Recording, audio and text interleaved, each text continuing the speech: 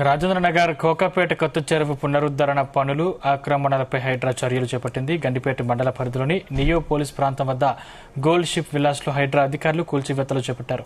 కోకాపేట కొత్త చెరువు పునరుద్ధరణ పనుల్లో భాగంగా చెరువు పరిధిలోకి వచ్చిన గోల్డ్ ఫిష్ విలాస్ ప్రహారీ గోడను హైడ్రా అధికారులు కూల్చివేశారు. అక్రమ నిర్మాణాలపై వచ్చిన ఫిర్యాదుల నేపథ్యంలో భారీ యంత్రాలతో అధికారులు రంగంలోకి దిగారు. హైడ్రా అధికారులతో పాటు ఇరిగేషన్ శాఖ అధికారులు కూడా విధులు నిర్వహిస్తున్నారు. అనుమతులకు విరుద్ధంగా నిర్మాణాలు చేపట్టినట్లు గుర్తించి చర్యలు ప్రారంభించినట్లు అధికారులు తెలిపారు. ఉదయం నుంచే భారీ పోలీసు బందోబస్తు మధ్య కూల్చివేతలు కొనసాగడంతో ప్రాంతంలో ఉద్రిక్త పరిస్థితులు నెలకొన్నాయి. కొంతమంది బాధితులు తమకు ముందస్తు నోటీసులు సరిగా ఇవ్వలేదని ఆరోపించారు.